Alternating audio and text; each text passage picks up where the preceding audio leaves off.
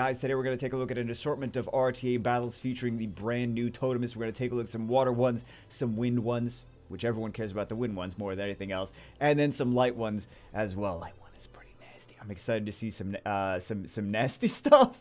Guys, I'm excited to see some nasty stuff. Bagel, no. No, wrong phrasing, wrong phrasing. I'm excited to see. You know what? Just watch the matches, guys. Just watch the matches. Okay, so the water one, just to give you guys a recap of what she does, she's very similar to Aaliyah. She doesn't have the cleanse, though. A lot of people are mentioning that she doesn't have the cleanse. She's very similar to Aaliyah in that she has the defense buff and immunity on a fairly regular basis, the immunity. One of the things here to mention, and you're going to see this as well in the future, I'm sure, is that there are some instances where the cleanse would be really helpful, right? It's when the whole team's got a lot of debuffs and she resists, because, you know, a lot of people so far have been building her with decent resistance. She is an immunity and healer unit, so generally you build those with good resistance anyway.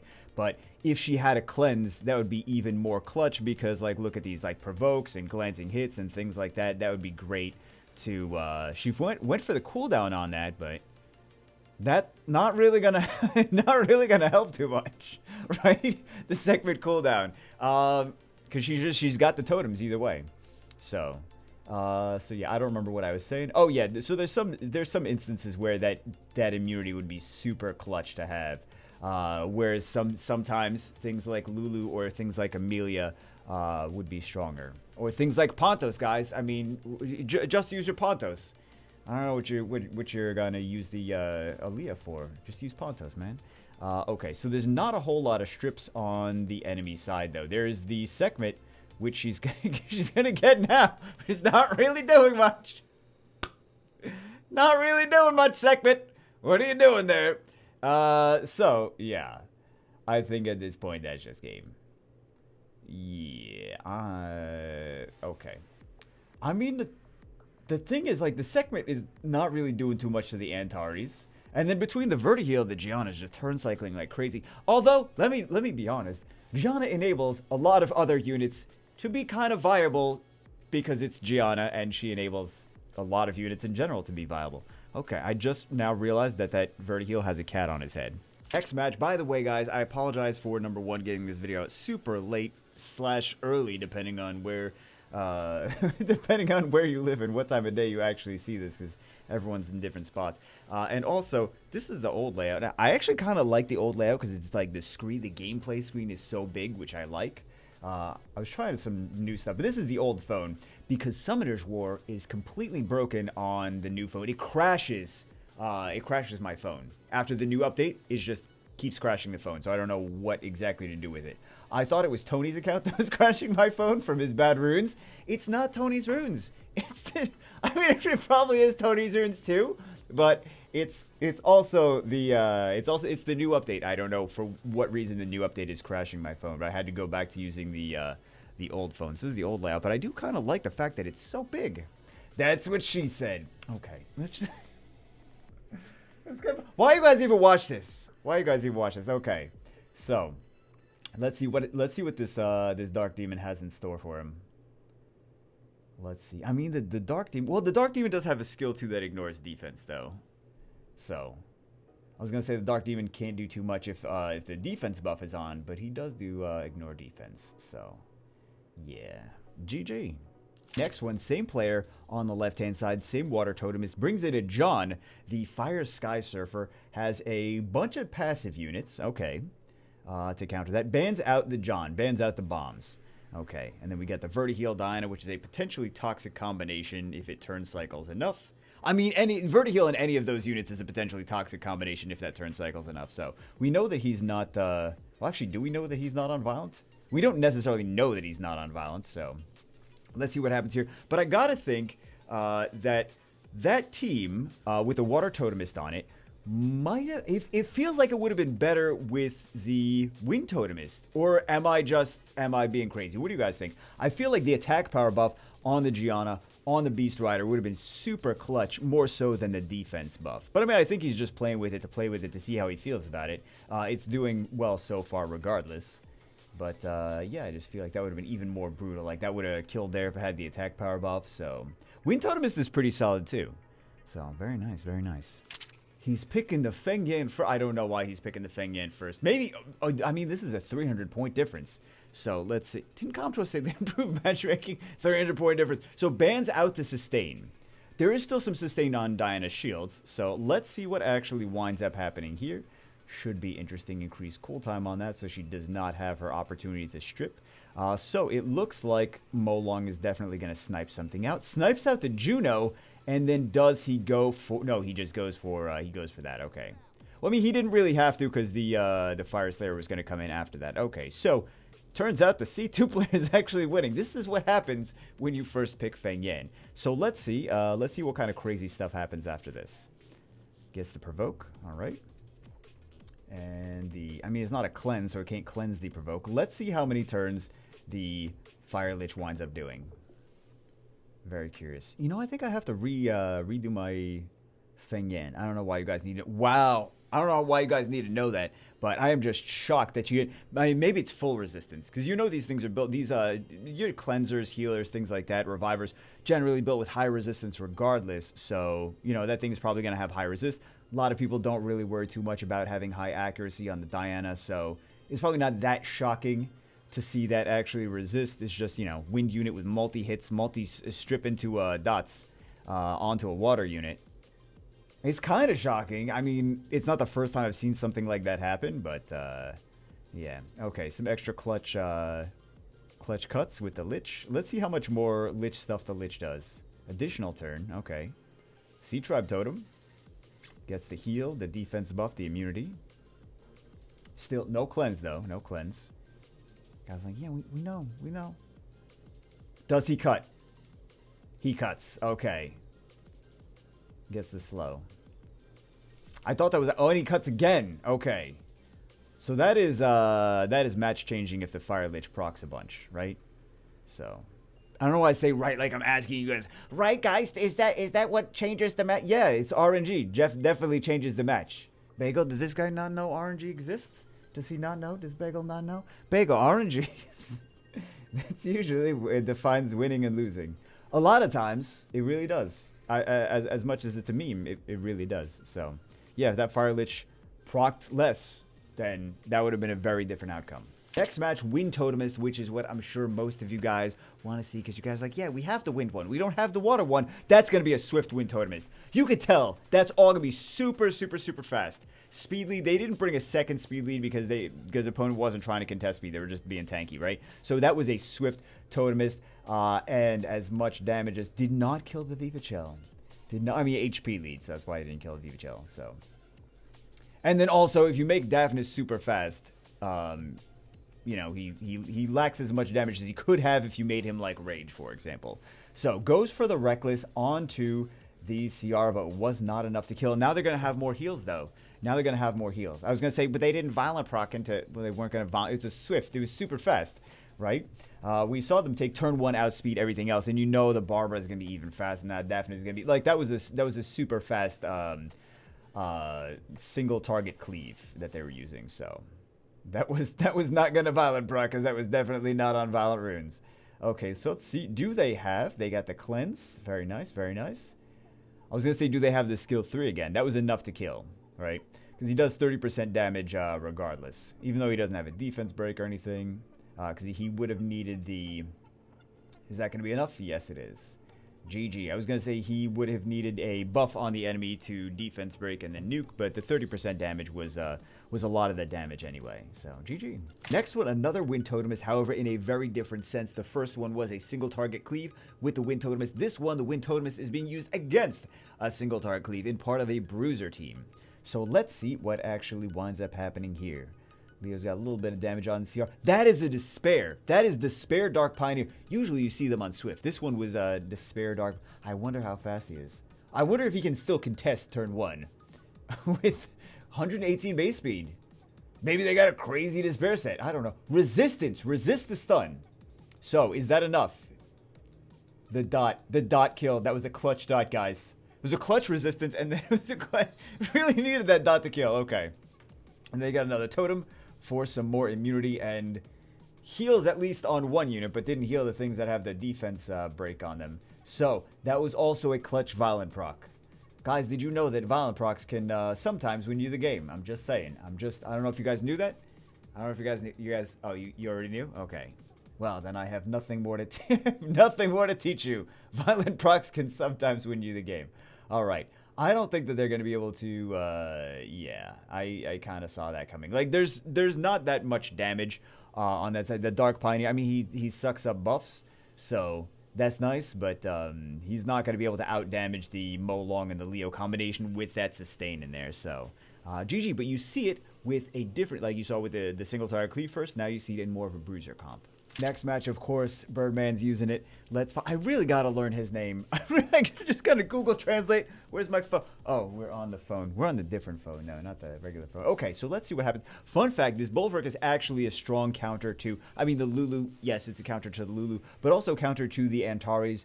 A lot of people don't know that. High-level players know that, but a lot of people think, oh, well, Bulwark, they're not really bringing in, you know, a Wuso or an Aaliyah. I can't really bring in a Bulwark against them.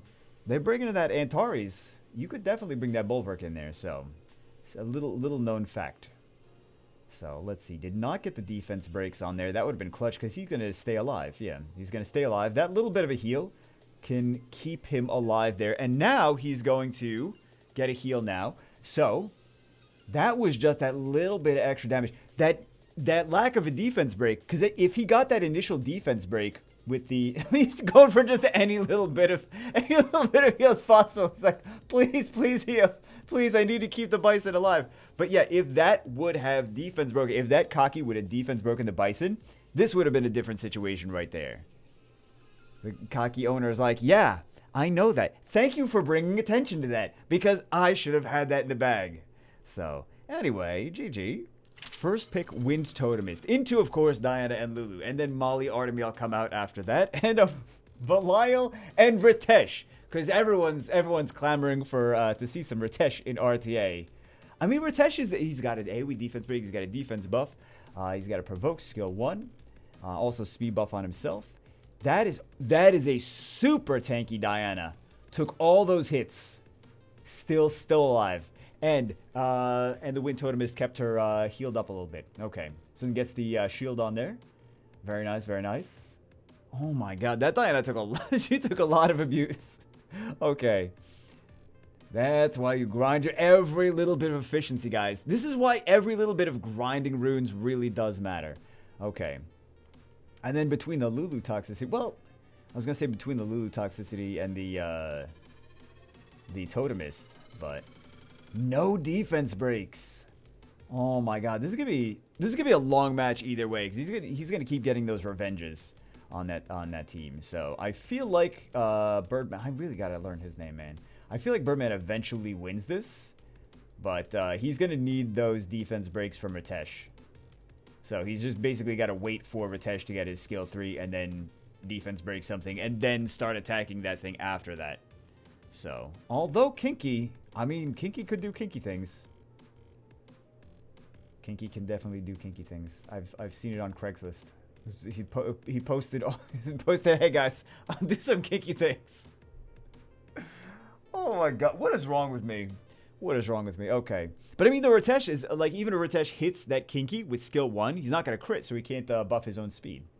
So, fun facts. And then Diana really can't do anything. Diana's going to be, like, brutal in human form. She's not going to be able to crit on the Kinky. She's not going to, and then she's not going to crit on Kinky. She's not going to crit on the Fire Bison. And then the Eladriel is just going to keep revenging her. So I think that the play here is to go for, I mean, not the Eladriel, the Artemiel, is to see if they can get a stun on the Artemiel. And then they can go for Diana in human form and start attacking that. So, a defense break eventually. Eventually a defense break. Oh my god.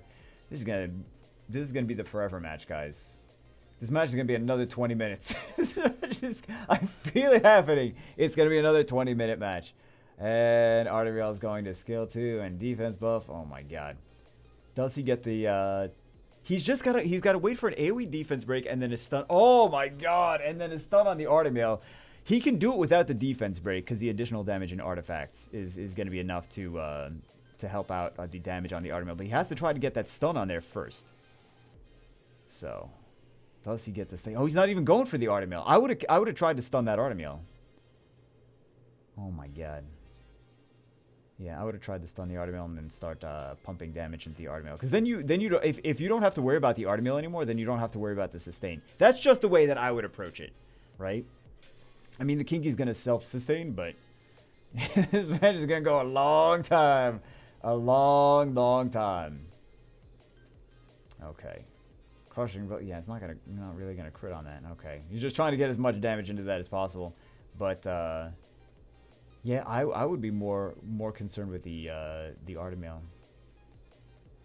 He's not even gonna go for it.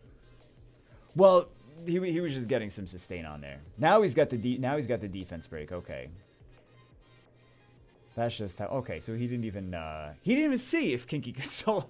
I mean, you always got to see if Kinky can solo, man, because Kinky can solo stuff. Maybe his opponent just got tired. He's like, I am tired of playing this match. It's been 45 minutes. I just want to play another match already. Next one, I know you guys want to see what the Fire one can do. So this one has the Fire one in it. This player is actually one of the top 100 players. I forget what rank he ended last season, but he is one of the top 100 players. Bans out the Dark Onimusha. I mean, he's an LD5, so not a wacky ban. So let's see what happens. The Bastard is a little weird on there, but you know the Bastard is part of the cleave. So Bastard strip and then two, or potential Bastard strip and then two AoE damage dealer units. So gets the strip, but does not get the following things on top of that, right? Because she does a strip, she does a heal block, she does a continuous damage, or multiple continuous damage rather. She's like a Rika with a heal block and a strip on her. But she doesn't do as much dots and as much CC as Rika does. So let's see what winds up happening here. Gets the totem, gets a little bit more dots, dies to the dots. Actually, those dots are going to be nice against the Kinky. So we'll see if the dots actually, you know, they got the Molong against the Kinky too. So we'll see. Totem magic. And she doesn't do any... Well, she does the heals on skill 1. I was going to say she doesn't do any heals, but she does do heals on skill 1. So, she's got the totem fully stacked. Let's see what kind of craziness happens with that totem. Goes for some more damage, but it's not going to be enough. It's not really... He got the stun there.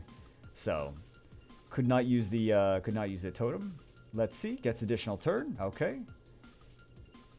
And that does wind up proccing the Hey Gang, though. Anytime there's a cleanse, right? Because Hey Gang will increase your attack gauge when your team, the Hey Gang team, is stripped and debuffed, and then he will also increase the attack gauge when debuffs on the enemy team are cleansed. So just gets the reckless, and there you go. Oh, so we kind of saw a little bit of it. We didn't completely see it dominating the match, but we saw a little bit of what it can do. So let's see some more. Fire Totem is match number 2. It's so easy to bring things in when you got the Gianna in there, although the Gianna does get banned, but at least you get the other units that you want in your party through. So let's see what actually winds up happening here. Resistance. All right. Let's see it. Let's see Diana do Diana things against the CR, I'm sure, of course. But the CR could cut in. So it's always dangerous for Diana to do Diana things against something that has full attack gauge. So double knee press, doesn't have to really worry about the CR anymore right now. And welcome back, Ciara. And now can Diana do enough Diana things to actually... We're not really seeing the Fire Totemist. You know what? The Fire Totemist didn't really get a chance to do anything just yet. Heal block, a little bit of heal blocks.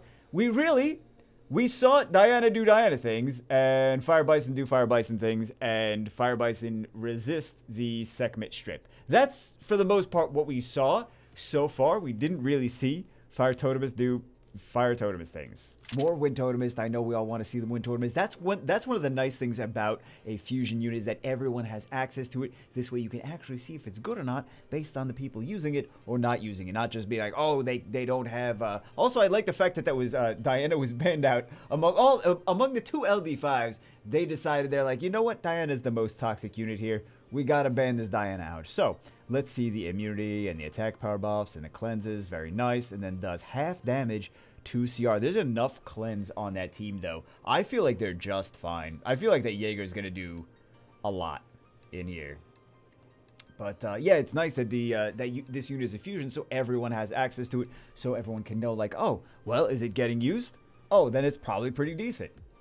So, free-to-play Fran. Guys, this is just like a free-to-play version of Fran. Wait for it. Bagel.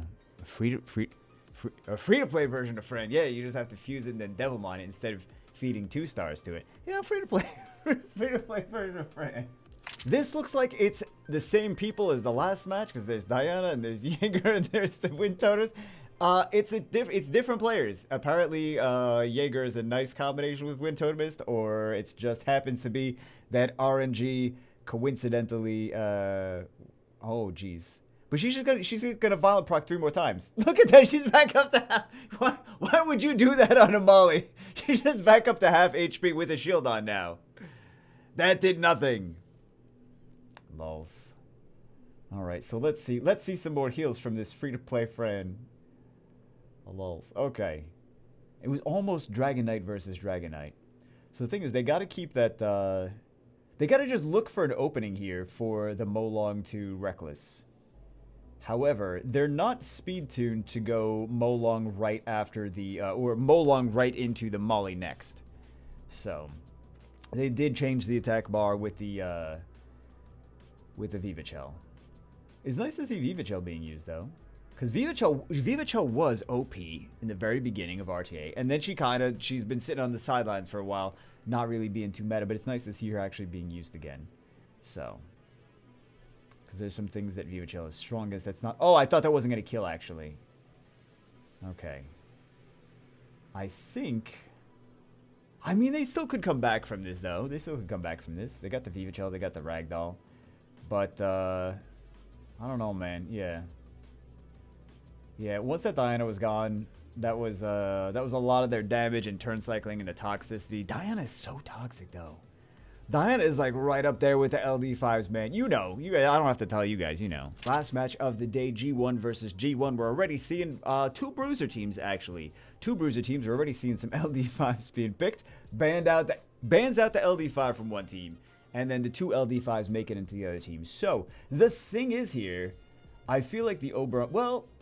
Are they able to actually nuke the Oberon down before he gets his 2 shots off? Because he needs to get his first attack off. That did a decent amount of damage on the Oberon already. He's already down to half health.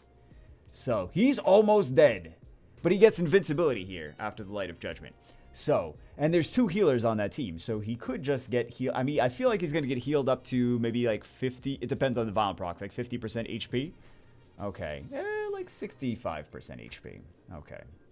So let's see what happens here, because he's got to get that final judgment again. I thought they were going to switch targets back to the Oberon, because the Oberon's going to be super squishy and super easy to kill here. They did not switch targets back to the Oberon. I feel that that was a mistake. I feel that was a mistake because now Oberon's back up to full health. They went for the tankier unit. They could have easily sniped down that Oberon. I mean, I'm just playing from the... I'm backseat gaming at this point, but I just feel like maybe I would have gone for the squishier unit, because you know that Wind Totemis is going to be super tanky. So, what would you guys have done that? Would you guys have gone for switch back to the Oberon, or would you guys have gone for the Wind Totemis? Because look how much damage that did. I feel like if they, I mean, they could just kill the Oberon. Well, never mind, because you got to turn. Did some Totemis do Totemis things? Okay, because that Oberon is SpongeBob Squishy Pants. Does he have SpongeBob Squishy Pants? What SpongeBob doing in his pants is so squishy. Is all I gotta say. Okay, so let's see if that's enough. Light of Judgment. There. Oh! Didn't crit! Didn't crit! Okay, this Ragdoll needs to take out that Molong. Molong or the Wusa. He's going to have to take things out twice, though, that Ragdoll. This is not looking good. This is not looking good. That Oberon, I'm surprised that Oberon was... I thought Oberon was going to be a little bit tankier, though, to be honest. Okay. Are they going to be able to kill this... oh, I thought they were going to switch targets to the Feng Yan. They decided not to switch targets to the Feng Yan. Okay. Yeah, they gotta knock one of these guys out, because otherwise they're gonna have to deal with that that mage stacking again and then reviving something again. So this is really anyone's game, but it can't. Oh my God, this is gonna be just a bruiser match. Well, I mean, it was a bruiser match in the beginning, but if it like with the Oberon in there, it had potential to go faster. Now the Ragdoll is the only source of damage, and then the main source of damage here is the additional damage is the skill 2 from the Wusa, and then the additional damage artifacts from the Carnal and the Feng Yan. But he's down. Feng Yan is down, so I feel like that is their main damage source, and they did not stack another soul stone before they got the Feng Yan down. So now they're just going for the unit that, first off, reflects damage. I mean, he is the damage dealer unit, but he's always built tanky, that ragdoll. He's built as a bruiser, not as a squishy damage dealer unit. So now they're just bringing him into torrent range to ignore defense torrent range, which is pretty nasty. So yeah, I don't know if I would have. Well, I think I personally would have played it differently, but you know, I'm stupid as hell, so what do I know? Anyway, that's that's it for this one. Hope you guys enjoyed it. Sorry that the video is out so late and then the different layout and everything, because it's been a day, guys. It's always been a day. It's been a day if it's been a day. Did I mention that the game Summoner's War has been crashing ever since the update on the other phone? I don't know why it is. If I'm the only, maybe I'm the only one. I don't know, but it seems to not be crazy. It's been a day. It's been a day, guys. It's been a day. Anyway, that's it for this one. You know what? It's fine. That's it for this one. Sorry for posting so late. Hope you guys enjoy. I'll see you as always in the morning. In the next one. I'll see you guys in the morning too. Whatever.